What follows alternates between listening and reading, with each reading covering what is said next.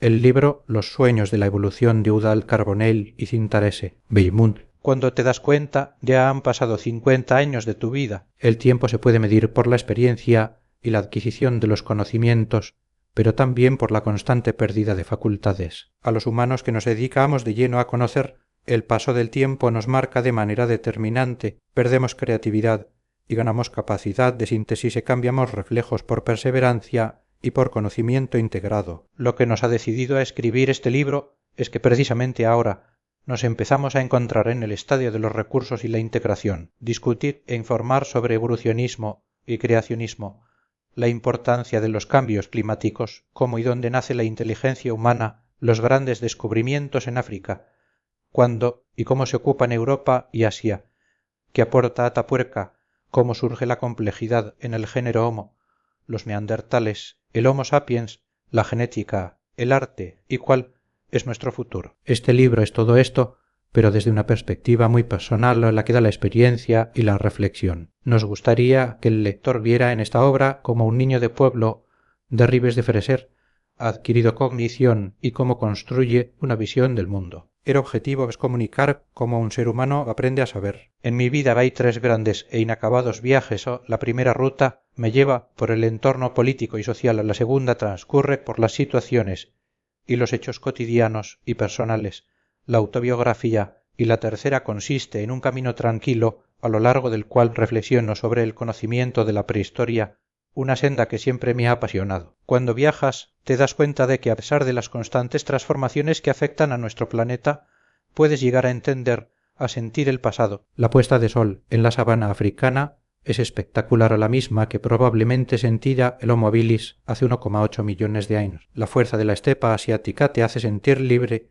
la misma luz que iluminó a los homínidos del Paleolítico inferior en Kuldar, y es a través del conocimiento del pasado que hemos de ser capaces de construir un futuro que nos haga cada vez más humanos. Esta obra aborda el saber que sumas mientras te mueves. Desde el momento en que de niño te aficionas a coleccionar fósiles marinos y entras a las cuevas de Ribes de Freser, el interés por tu entorno crece. En la vida de una persona siempre hay momentos excepcionales y sin duda algunos de estos han sucedido en los yacimientos de la sierra de Atapuerca, Burgos. Hace 25 años que empezamos a trabajar allí. Atapuerca nos ha dado la oportunidad de aprender y de comprender la lucha para socializar el conocimiento. Este libro ha acabado siendo una mezcla de sapiencia, de hechos biográficos, de descripciones y de reflexión. Rodeado por la nieve, repaso el manuscrito. Me vienen a la cabeza los sucesos del 11 de septiembre de 2001. Un aviso: los humanos hemos de empezar a socializar la técnica y la ciencia, además de integrar la diversidad y desarrollar el altruismo. Únicamente entendiendo el proceso de la evolución humana podremos saber quiénes somos. Cuando seamos capaces de modificar nuestro comportamiento, seremos realmente humanos. Mientras elegía el título, trabajaba en Malpartida, Cáceres. Miraba cómo volaban las cigüeñas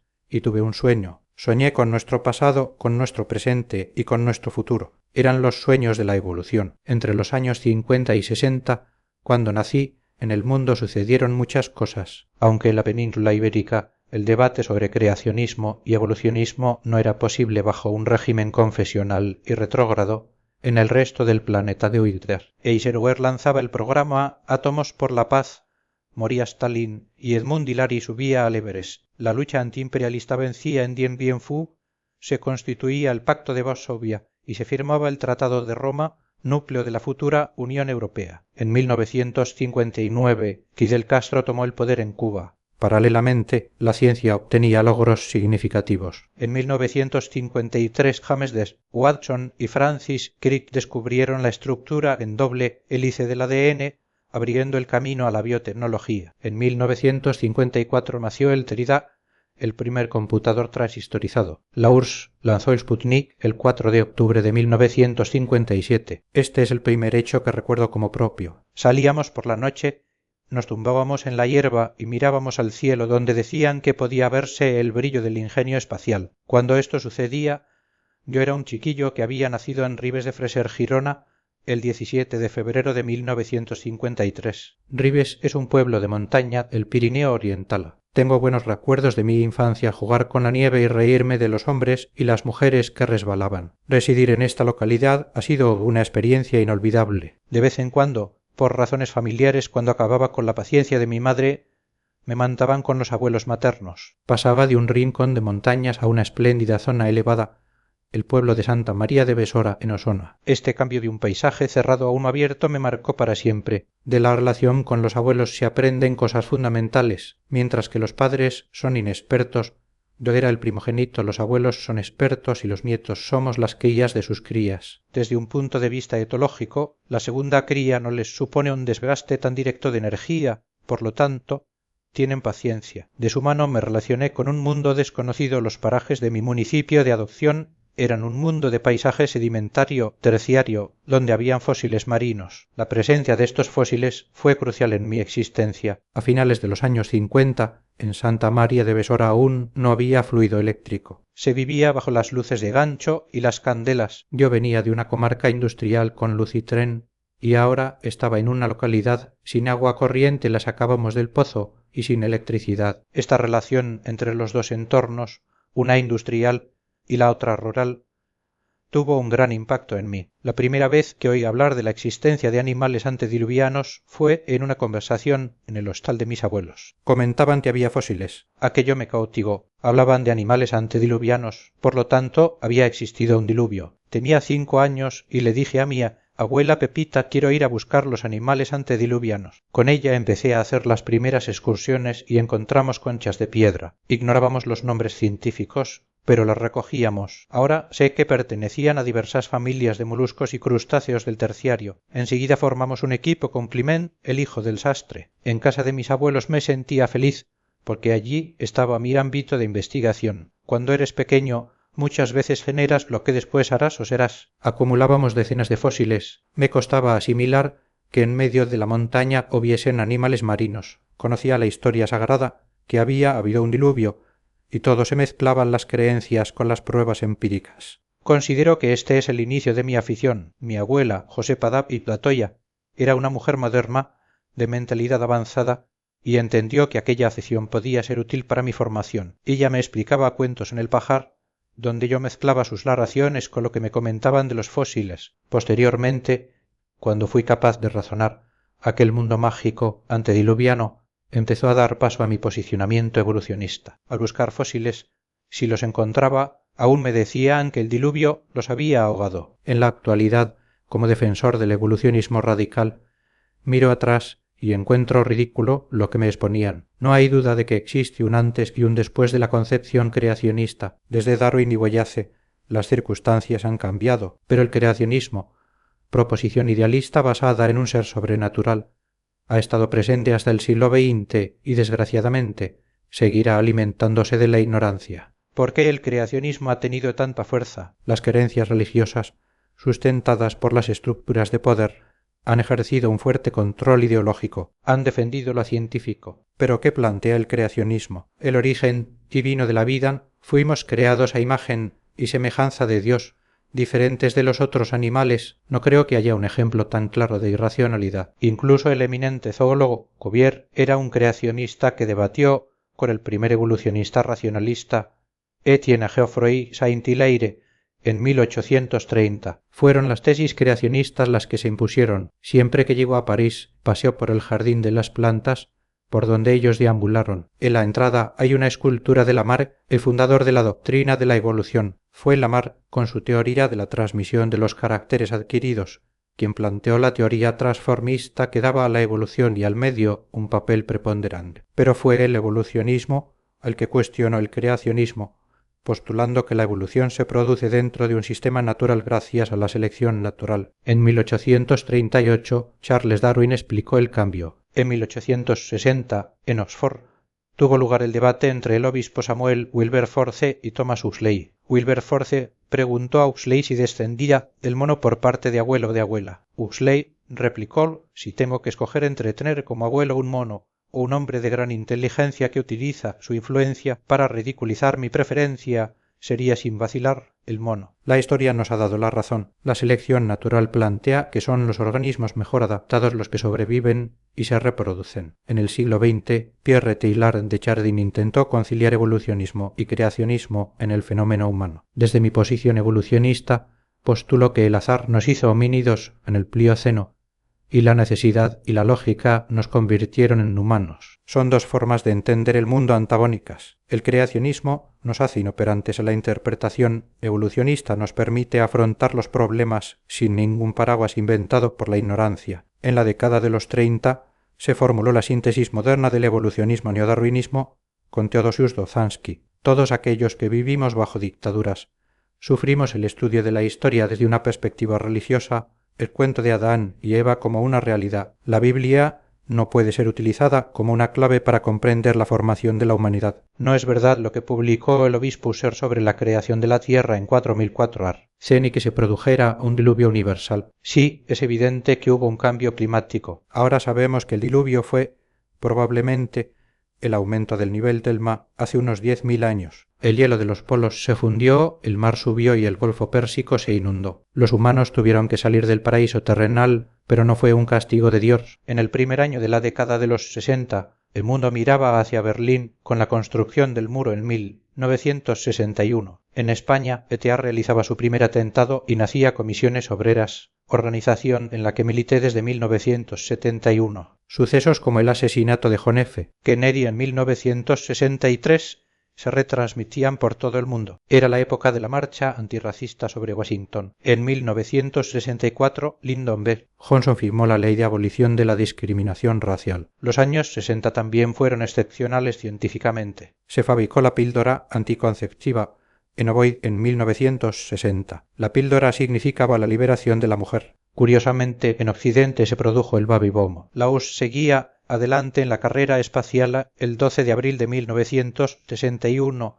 Yuri Gagarin circundaba la Tierra. En 1960, Willard Frank Libby recibía el Premio Nobel de Química por descubrir el método del C14, que marca un antes y un después en la arqueología. Este principio se basa en el control cuantitativo de los isótopos 14 y 12 del carbono. Cuando muere un organismo, el carbono 14 empieza a desintegrarse a una tasa constante midiendo la proporción.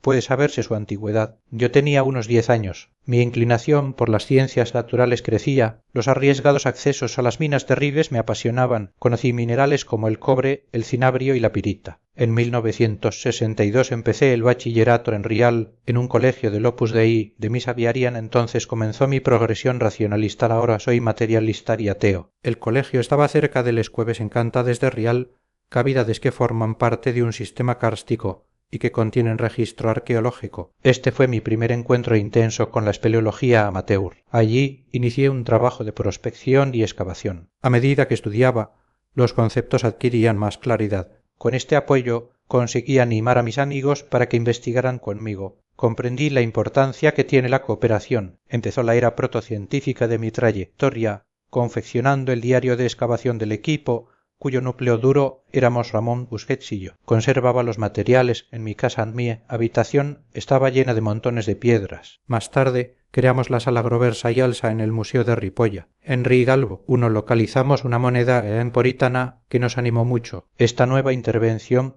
fue mi primer trabajo de excavación sistemática y obtuvimos fragmentos de cerámica de las edades del bronce y del hierro. No era mi única afición. La micología astronómica me entusiasmaba. A finales de los 50 acompañaba a mi abuelo a buscar setas. Mientras yo combinaba estas pasiones, el mundo de la investigación sobre los orígenes del hombre revolucionaba la prehistoria africana. Darwin había pronosticado que en África se localizarían los restos de nuestros antecesores. El hallazgo del niño de Taun en 1924 por Raymond Dart fue la primera prueba. Dart lo denominó Australopithecus africanus. Había descubierto e identificado por primera vez a un homínido. Transcurriría mucho tiempo. Los restos de Makapansgat, descubiertos entre 1947 y 1962, fueron valiosos. Raymond Dart descifró que una serie de fragmentos de huesos eran herramientas. Así apareció la industria osteodontocrática. Todavía faltaba lo más singular, las herramientas de piedra. Es conocida la anécdota de Anred, quien, antes que los Leakey, visitó Olduvai y Tanzania y lamentó que no encontraran herramientas de sílex. No se dio cuenta de que habían sido elaboradas con otros materiales. En los años 30, Van Rie, Lowe y O'Brien localizaron en el Congo rocas de puerzopayadas del Cafuense, pero no fueron reconocidas. Cuando cursaba el doctorado en París, en el Instituto de Paleontología Humana, IPH, pude ver parte de esta colección. Mi análisis probó que en los años 30 ya se habían encontrado herramientas de piedra del Pleistoceno inferior. Lewis y Mary Leakey han sido unos de los investigadores más consistentes. El yacimiento de Olduvai es un paradigma. En 1931 empezaron las investigaciones. En 1959 descubrieron el Cijanthropus boisei 1.700.000 años. La localización de Homo en el mismo nivel, Begu no llevó a Lewis, Leakey e inclinarse por la teoría de que el productor de las herramientas era el Homo habilis. Lo publicó en Nature en 1964. En 1981 viajé a Kenia para visitar el lago Turkana Kobifora. Saludamos al director del Museo Nacional de Nairobi, Richard Leakey. En el lago Turkana, Richard Leakey encontró fósiles que confirmaron la idea de su padre, como el KNM 1470 Homo habilis de 1972. La manufactura consciente de objetos representa la más importante de las adquisiciones de nuestro género. Los descubrimientos de Olduvai, herramientas de casi 2 millones de años, plantean la existencia de un antepasado con inteligencia operativa. Resulta difícil pensar que golpear una piedra contra otra haya podido transformar la vida en el planeta. Nuestros antepasados homínidos, cuando obtenían un cuchillo, desarrollaban la cultura de lo que es artificial, daban un salto más allá de la evolución por selección natural. Somos creadores de instrumentos, un hallazgo fundamental que ha sustentado lo que somos ahora. La guerra del Vietnam continuaba en abril de 1968, cuando Martin Luther King fue asesinado. 4 meses después, las tropas del Pacto de Varsovia cortaban la primavera de Praga. Yo tenía 15 años, estaba en el colegio de Rialp, donde estaba prohibido hablar catalán. En 1969 realicé mi primera pintada al Visca Catalunya. Yo lo veía como una negación de los derechos naturales.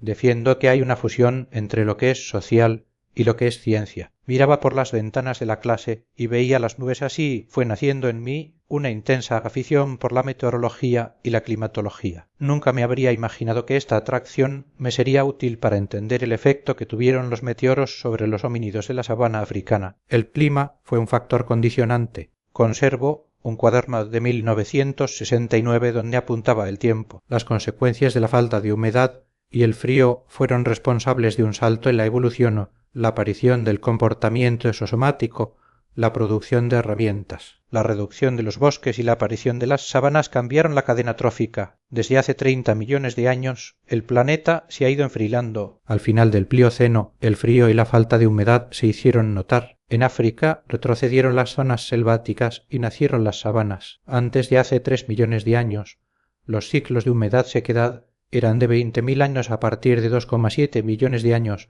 pasaron a 41.000 años y desde hace 1 millón de años son de 100.000 años. Es posible que el enfriamiento del Pleistoceno estuviera relacionado con la formación del Istmo de Panamá, que impedía que las corrientes ecuatoriales cálidas llegaran al Pacífico. Estas corrientes se desplazaron al norte, dando lugar a la corriente del Golfo. Este fenómeno produjo un deterioro climático con nevadas intensas que formaron el Polo Norte. El aumento del hielo albedo reflejaba más los rayos solares, disipando energía y bajando más la temperatura. El descenso del mar hasta 200 metros en algunas regresiones hizo las superficies continentales más extensas, contribuyendo al frío. Los científicos han establecido la hipótesis de la circulación termalina. La cinta transportadora del océano, generada por la gravedad y la salinidad, se origina en el Atlántico Norte, donde el agua fría y densa se hunde y viaja miles de kilómetros. Durante las glaciaciones hubo paradas de esta cinta,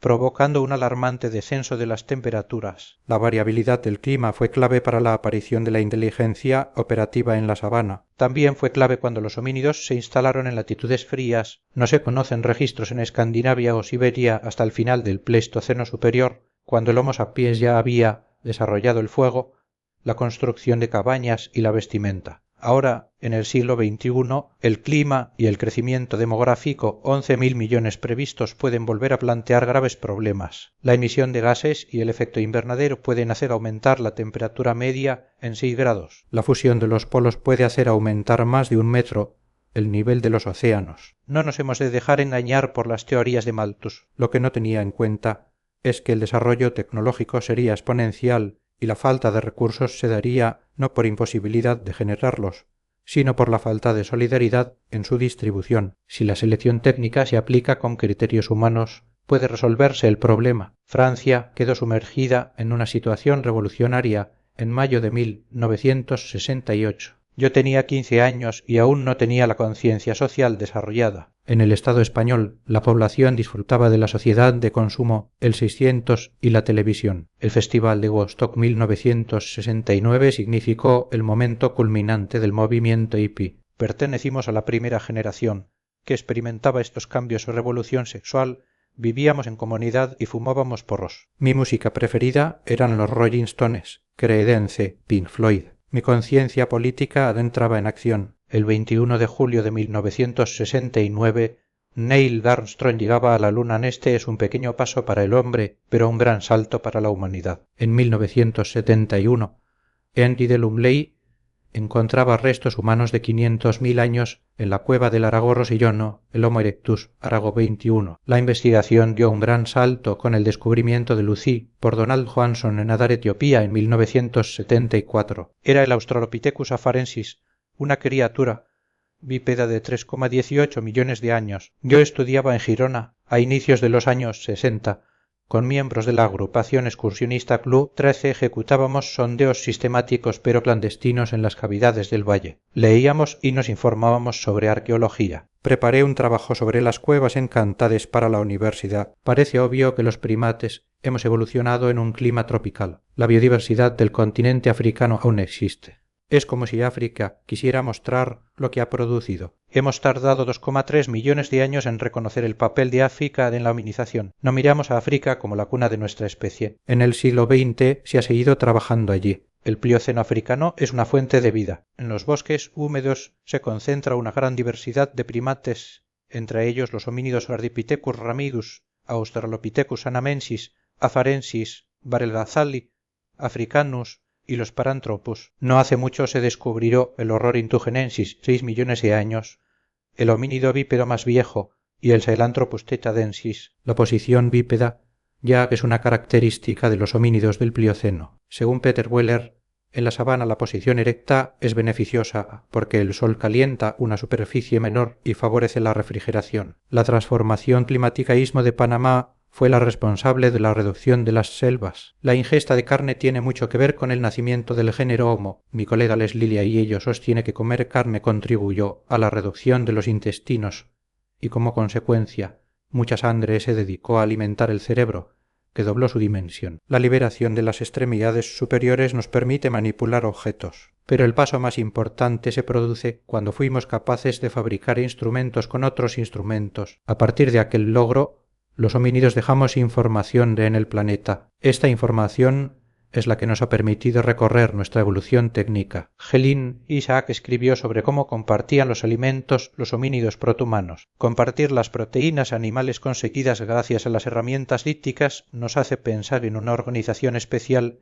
en campamentos temporales o centrales. Yo soy especialista en el análisis tecnológico, por lo tanto, el género Homo me atrae especialmente, ya que es el único en que todas sus especies han construido herramientas de piedra. Es evidente que las especies del Homo son las únicas que en libertad fabrican herramientas con otros instrumentos. Recientemente, en Etiopía, Tingwit encontró restos de Australopithecus gari asociados a huesos con marcas de descarnación. Utilizaba utensilios cortantes. Necesitamos más pruebas. De momento, Homo es el único género que ha perseverado construyendo herramientas con otros instrumentos. El Homo sapiens es el Homo technologicus. Mi equipo siempre ha defendido que nuestra singularidad es la inteligencia operativa. Hay colegas que consideran que otros primates, como los chimpancés, son capaces de producir lo mismo Jordis Abater Pi y la protocultura. A mi entender, la manipulación de objetos sin transformación previa es cualitativamente distinta del pensamiento y la acción de los homínidos humanos. Crear un instrumento con otra herramienta requiere un proceso de planificación bifurcado pero convergente. Otros, como William H. Calvin,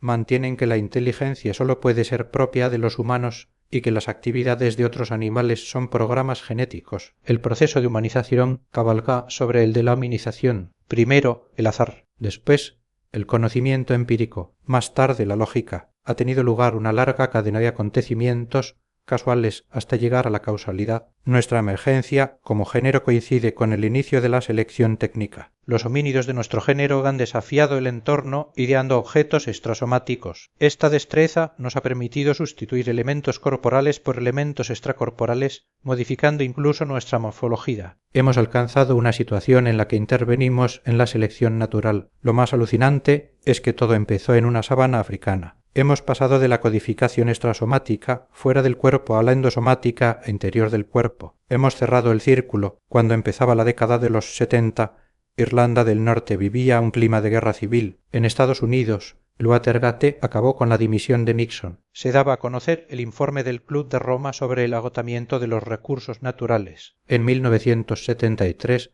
la guerra del Yom Kippur demostró el valor del crudo como medio de presión política. El 27 de enero de 1973, en Vietnam se declaró el alto el fuego. Más contundente fue el golpe militar de Pinochet en Chile. Con mi grupo de amigos editábamos la publicación Valle Fosca y dedicamos un número a Allende. La revista fue secuestrada. En 1974, la revolución de los claveles acabó con la dictadura en Portugal. En Cataluña vivíamos la ejecución de Salvador Puig Antich. Participé activamente en las movilizaciones desde mi militancia comunista. El 20 de noviembre de 1975 murió Franco. A principios de los 70, la URSS ponía en órbita la Salyut 1. Apareció el TAC-tomografía axial computerizada y el grabador de vídeo doméstico. La ingeniería genética comenzó en 1973. Konrad Lorenz recibió el Nobel por sus tesis sobre la conducta animal. Bill Gates fundó Microsoft en 1975. En 1971, Henry de Lumley encontraba el Homo erectus Arago 21. En 1974, Donaldo Johansson descubría a Lucia. Yo estudiaba en Girona, aceleré la investigación e ingresé en el Servicio de Investigaciones Arqueológicas con mi maestro, el doctor Miquel Olivar y Prat. En 1972 se crea la Asociación Arqueológica de Girona, entidad que impulsará la recuperación del Paleolítico inferior y medio en Cataluña. Allí hice amistad con José Canal. En 1973 formamos el grupo Proversa y Alsa y excavamos en el Roc de les Orenetes y el Tut de Fustaña. Mi primera presentación científica pública en 1974 fue recibida con hostilidad. Empecé a establecer contactos con gente de Barcelona que planteaba una arqueología científica cargada de ideología. Nació la neoarqueología. En 1978 empezamos a excavar en Sota Palou, un gran ejemplo de debate asambleario, donde consideramos que la ciencia no tenía nada que ver con una forma rígida de organizar el trabajo. José Canal había recuperado el Paleolítico inferior en el Puy de Enroca, el yacimiento más antiguo conocido en Cataluña, unos 600.000 años. La tesis de Henry de Lumley 1972 citaba estos hallazgos. Empezamos a hacer prospecciones y encontramos cantos rodados tallados unifaciales y bifaciales. Nos convertimos en los pioneros de la indagación sobre los primeros pobladores de Cataluña. Muchos prehistoriadores habían afirmado la ausencia del Paleolítico inferior en Cataluña. Tuvieron que reconocer que se podía probar. En 1976 organizamos la primera exposición sobre el Paleolítico en Cataluña en la Fontana de Or. Pusimos como música ambiental Dark City of Temon de Pink Floyd. Éramos los avanzados en la socialización de la prehistoria. En 1977, en plena transición política, decido dar un 80% de mi capacidad a la política PSUV. Pensé que sin cambiar la sociedad no es posible entender una ciencia social. Rechacé una beca para ir a Australia. Me nombraron responsable del PSUC en Girona. En 1975, Karel Baloch pronosticaba que se encontrarían vestigios humanos en Europa y 1,5 millones de años. En 1994, en Grandolina, descubrimos el Homo antecesor cerca de 1 millón de años, y en Demanís y Cáucaso se hallaron restos de Homo ergaster de 1,8 millones. Su predicción se había convertido en realidad. Estamos encarando el último cuarto del siglo XX. En 1976, en Sudáfrica, las protestas contra el apartheid continuaban. En Argentina, los militares tomaron el poder. En Seveso, Italia, se produce una fuga de dioxina. Se incorporó el módem y los videojuegos en Viaje Sainto hasta Francia. En 1976 se localizaron 2 cráneos de neandertales, un campamento donde descuartizaban osos y uros. Aquel año, el estudio de los úrsidos abrió las puertas a la investigación en Atapuerca. Todo empezó en 1976, cuando el ingeniero de minas Trinidad Torres elaboraba su tesis sobre los úrsidos. Le dijeron que en la cima de los huesos Cueva Mayor había una gran concentración. Sacando materiales, Puig, del grupo espeleológico de Luis, encontró una mandíbula humana ATA1. Nosotros centramos los primeros trabajos en la trinchera del ferrocarril bajo la dirección de Emiliano Aguirre. La trinchera se abrió para un ferrocarril minero que quedó abandonado a principios del siglo XX. En los 80 excavamos en galería y 3+170.000 a 350.000 años. Encontramos 2 restos craneales, un parietal y una hemimandíbula de Homo heidelbergensis, pero los descubrimientos más valiosos llegaron en los 90. En 1992 apareció el cráneo número 5 en la cima de los huesos. Más tarde localizamos la mandíbula. Se convirtió en el cráneo más completo del Pleistoceno europeo, con una antigüedad de unos 400.000 años. Le llamamos Miguelón. El mismo año, en el nivel 4 de Grandolina, localizamos herramientas de piedra del Pleistoceno inferior. La excavación se hizo por accidente. Una brigada del ejército puso dinamita y derrumbó parte de los sedimentos. Decidimos que llevar el material. En mayo de 1994 vi la portada de Nature con una tibia de Bosgrove, Inglaterra, titulada Los primeros europeos. Su antigüedad se acercaba al 500.000 de años. El protocolo de Cleveland decía que en Europa no se habían localizado homínidos del Pleistoceno inferior asociados al roedor Mimomis sabini. Yo sabía que en Grandolina, a partir del nivel 7, había Mimomis sabini y herramientas. Envié un equipo. El día 8 de julio de 1994, Aurora Martín descubría un incisivo de homínido en el nivel 6. Habíamos roto el protocolo, habíamos encontrado Mimomis sabini asociado a industria lítica, fauna y homínidos. Habíamos descubierto los homínidos más antiguos de Europa, el Homo antecesor. En Asia, el interés empezó cuando Eugène Dubuis encontró el Pithecanthropus erectus en Java 1891. En 1936 se descubrió Zetauquaudia en China. En 1994, Carl Schweitzer y Garmis Curtis dataron los restos de Homo erectus de Java en 1,8 millones de años. Si esto era así, los homínidos tuvieron que emigrar de África al final del Plioceno. En 1989 viajé a Asia Central, invitado por el profesor Vadim Rano a Tadzhikistán. Quería conocer los materiales de los yacimientos de Loess polvo arrastrado por el viento desde el desierto del Pamir. En Kuldara había útiles de 1 millón de años. La expedición duró un mes. Dormíamos al aire libre, contemplando la gran luna de este continente. Visitamos Oddikiki, una cueva donde los cazadores recolectores de hace 30.000 años se alimentaban de tortugas. También tuvimos una pequeña discusión con un grupo de mujidines y tuvimos que marcharnos corriendo porque pensaban que yo era un espía ruso camuflado. Fue un viaje a los orígenes de Asia Central, pero al mismo tiempo una aproximación al Asia actual, e encontré afinidades con mi valle Ribes, porque casi todos eran pastores como en mi casa. Ver mundo es conocer, y conocer es hacerse humano. Todos somos iguales. Entre nosotros hay muy pocas diferencias, todos somos unos monos inteligentes con técnica. En 1977 España estaba en plena transición política. Se legalizó el PCE, se celebraron las primeras elecciones libres, ganando Adolfo Suárez Uceder. Aún así, el grupo teatral Els Joglars fue procesado por La Torna, una parodia sobre Puig-Antich. En 1978, un comando sandinista ocupó el Palacio Nacional en Managua. Yo aún era responsable del Pesuca en Girona e invitamos a 3 jóvenes sandinistas y poco después me comunicaron que los 3 habían muerto en combates. Comprendí lo complejo que es mantener un compromiso con el cambio ético y social. A finales de los 70, Irán e Irak vivían un grave conflicto bélico por el control del Golfo Pérsico. El ataque de Saddam Hussein degeneró en una guerra de trincheras. En 1977 se puso en marcha la primera planta de energía solar del mundo, en los Pirineos, cerca de mi pueblo. En 1978 nacía el primer bebé probeta, Louise Joy Brown. En paleontología, Mary Leakey encontró las huellas de la Etoli Tanzania de 3,56 millones de antigüedad, demostrando el bipedismo del Australopithecus afarensis. En 1977 fui a Atapuerca con el doctor Francesque de Villalta. Al ver los taludes, encontramos herramientas de sílex y fósiles. Me marché con la impresión de que había estado en un sitio histórico. Emiliano Aguirre lo comparaba con Zetauquaudian. Volví en 1978 como joven arqueólogo. Aguirre consideró que teníamos que excavar primero la trinchera Galería y Grandolina para averiguar el contexto de los homínidos de la sima de los huesos. Empezamos por Galería. Fue una excavación muy dura, usando martillos neumáticos. En Galería hemos deducido que fue utilizada esporádicamente por Homo heidelbergensis modo II achelense. En 1995 encontramos un fragmento de parietal de esta especie. En 1991 Emiliano Aguirre se retiró y pasamos a dirigir el equipo Juan Luis Arzuaga, José María Bermúdez de Castro y yo. Un año después,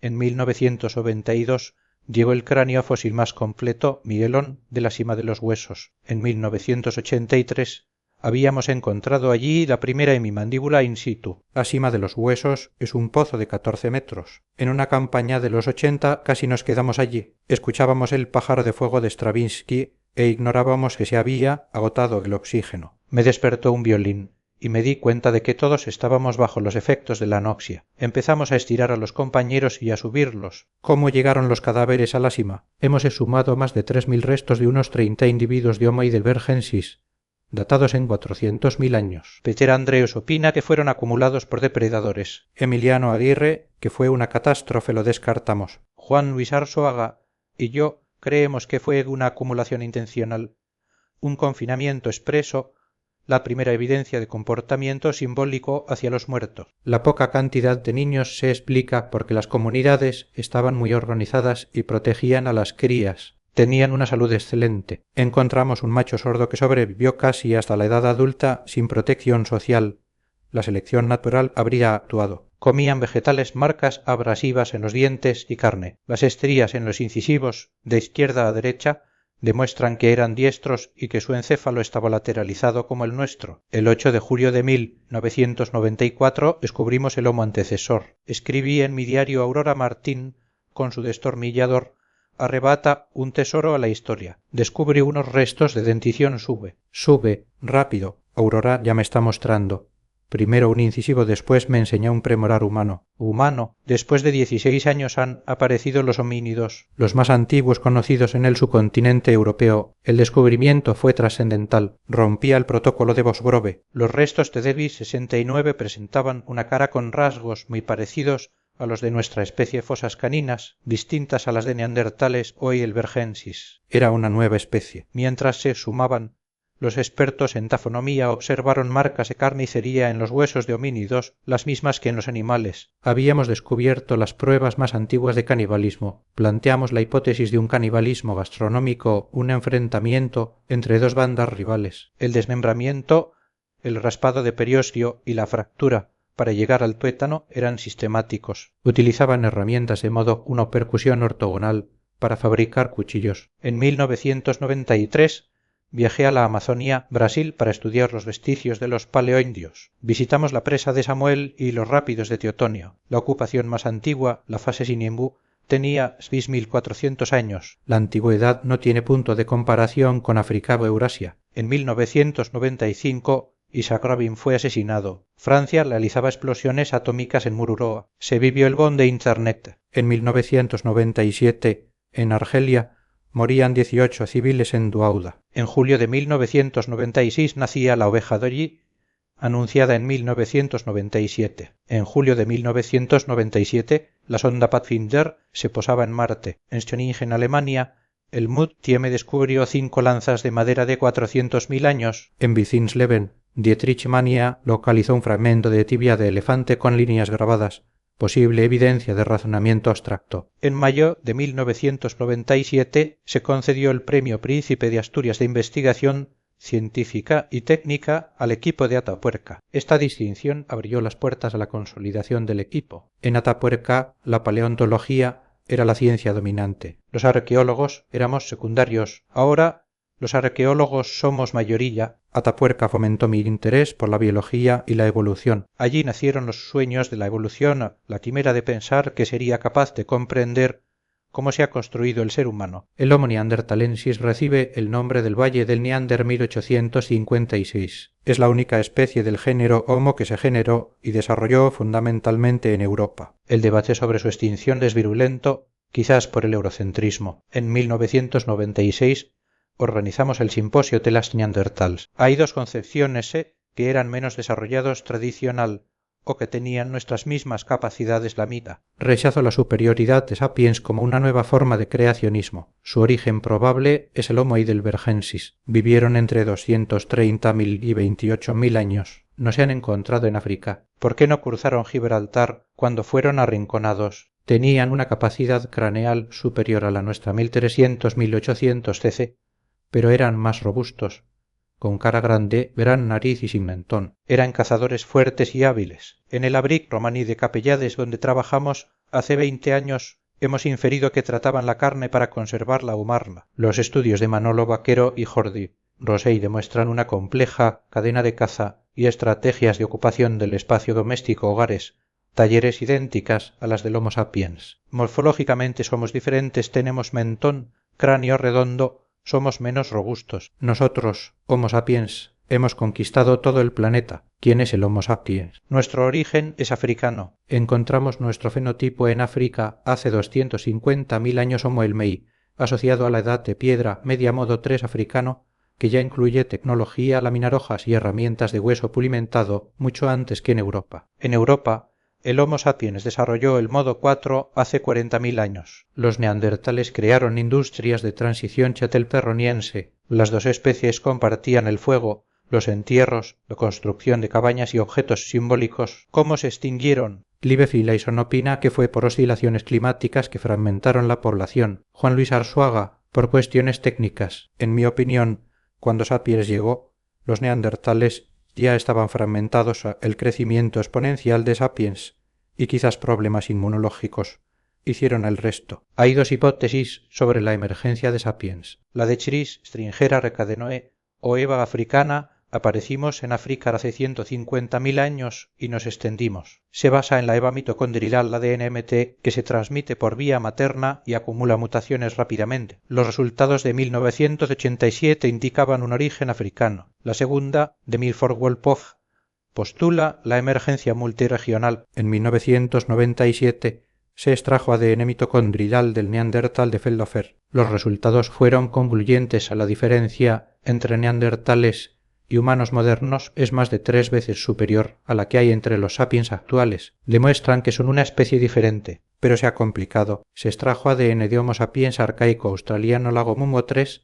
60.000 años. Su ADN no se observa en el de los homínidos australianos modernos. La deriva genética lo hizo desaparecer. Los autores proponen que podría haber sucedido lo mismo con los genes neandertales.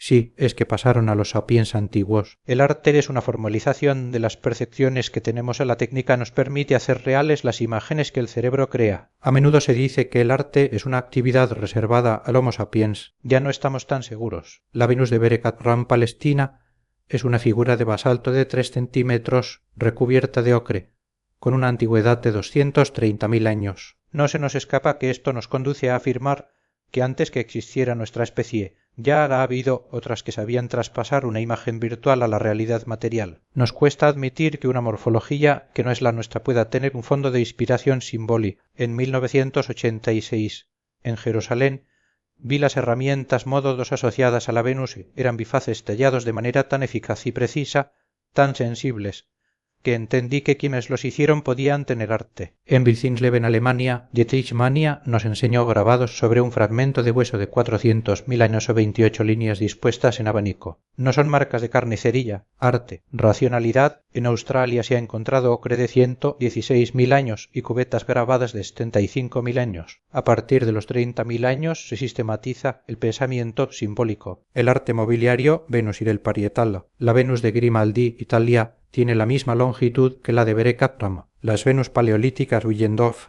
Les Pube son extraordinarias. La Venus de Brasempouy es precursora de los cánones de la Grecia clásica. Los mamíferos de Capoblanc, Dordoña, son equidos esculpidos en bajo relieve de 14.000, 18.000 años. La cueva del Escombarelles, Dordoña, es una galería de arte especializada en el trazo. La magia de las Caux, Dordoña, la visitamos con Michel Geneste en la Sala de los Bisontes, Observé un enorme toro pintado. La Miempereire dice que la sala estaba preparada como lugar de espectáculo. Michel nos explicó las técnicas pictóricas, la construcción de plantillas, la fabricación de color. El policromado de los bisontes de Altamira, Cantabria, es indescriptible. Fue descubierta en 1868 y excavada por Marcelino Sanz de Sautuola en 1875. Su descubrimiento no fue aceptado. El chauvinismo francés, Cartaillac lo rechazó. Sautuola murió sin el reconocimiento. En 1902, Cartaillac publicó su mea culpa. La sala de los bisontes, 13.000-14.000 años, es el barroco del arte prehistórico. En Maltravieso, Cáceres, me atrajeron los negativos de las manos. En La Pileta, Málaga, me conmovió la sala de las tortugas y la sala del pez. En Sierra Verde, España y Foz, Coa Portugal, se ha descubierto arte parietal al aire libre. La sistematización del arte es una de las grandes socializaciones de los humanos. Desde que Gordon Childe acuñó el término revolución neolítica, todos hemos ido a remolque. En mi casa, mi padre era tratante de ganado y mi abuelo pastor. Mi Valle de Ribes pasó de agropecuario a industrial y a turístico. Hacia los 10.000 años acontece el paso del estadio isotópico 2 frío al 1 cálido y húmedo. Entre los 9.000 y los 6.000 años se produce el paso de la subsistencia caza y recolección a la producción agricultura y ganadería, generando excedentes y planificación. Esto representa la implantación del sedentarismo. Mi colega Ofer Bariosef llama a esto neolitización. No es un cambio biológico, sino económico y social. Favorece crecimientos demográficos espectaculares. Cuando las comunidades se vuelven sedentarias, el control sobre el territorio aumenta. Se generan nuevas formas de interrelación y especialización del trabajo, grandes concentraciones y, como es lógico, aparición de grandes estructuras de poder. La coerción es consecuencia de la necesidad de cohesión para aumentar los excedentes. Estas comunidades ya no emigran, sino que controlan, anexionan y expolian. Aumenta la confrontación. El Imperio Romano es una ilustración de esto. El territorio deja de ser un espacio abierto y ahora es cerrado. Se levantan murallas. Los primates humanos continúan comportándose como primates, pero con medios técnicos muy desarrollados. El comercio cotidiano empieza la globalización. La socialización de la ciencia ha de ser realidad, ya que es la única estrategia que puede dar consistencia al pensamiento y a la acción humana. La ciencia es patrimonio de toda la sociedad. La socialización de la ciencia es el mecanismo que nos puede hacer humanos. Normalmente los ciudadanos vivimos en los tiempos inmediatos. Nuestro tempus es muy corto. La socialización de la ciencia nos ha de permitir comprender la escala temporal que nos ha construido. También implica la colectivización de la técnica. En Atapuerca lo estamos consiguiendo. La ayuda de la gente de los pueblos de la sierra ha sido clave. Se han implicado mucho más que las instituciones, ayudando con andamios, suministros, etc. Hemos de luchar para que los proyectos científicos continúen por encima de los intereses políticos. Aún estamos en una fase de desarrollo primate muy poco humanizada. No somos conscientes del papel que tenemos como singularidad cósmica. No hemos sido capaces de socializar y organizarnos para construir el futuro. El día que lo hagamos, surgirá la humanidad plena. El proceso de humanización será largo como el de hominización, pero se ha acelerado. Nos falta compartir la socialización del conocimiento. Hemos de sustituir la competitividad por la competencia. Cuando eres competente, normalmente ya no has de competir. Si conseguimos un planeta de personas competentes, sin duda seremos humanos. Los animales no tienen categorías humanas. Nosotros podemos alcanzar la competencia porque no somos únicamente animales. Ya no necesitamos competir, porque somos muy competentes en la energía.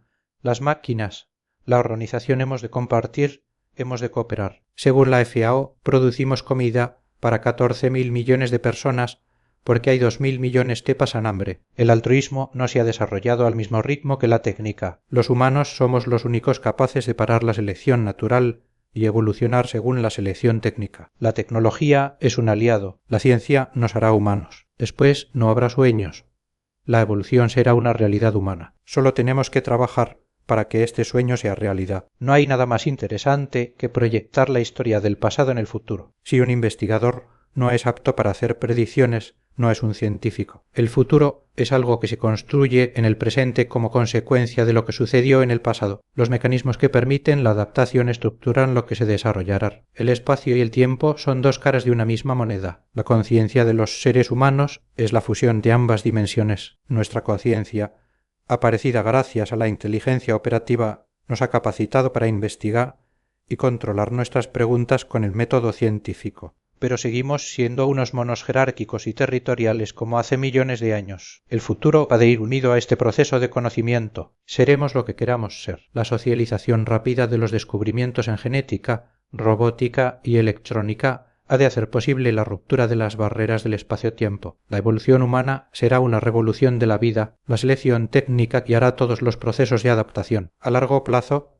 tendremos que crear las dimensiones donde queramos vivir de manera artificial. En la medida que la ciencia se apuntale sobre un planteamiento social, nos desadaptaremos progresivamente de nuestro espacio-tiempo. El proceso de humanización ha acabado y ha comenzado el proceso de humanización. La selección natural ha de compartir protagonismo con la selección técnica que hemos creado los humanos. La evolución humana no es ningún sueño, es una realidad. En el tercer milenio, los homínidos continuaremos en el proceso de humanización, pero cada vez más rápidamente, y las contradicciones entre nuestro comportamiento primate y nuestra actividad humana aún se incrementarán más. Tendremos que cambiar la competitividad por la competencia. Es posible que la dicotomía mal asimilada de primate y de humano cueste de integrar. Si es así, el porvenir puede resultar poco agradable, porque la fusión no se hará por integración, sino por la fisión de esta unidad, lo que podría conducirnos a la destrucción. Pero si la socialización de la técnica y la ciencia encuentran la manera de convertirse en paradigma organizativo,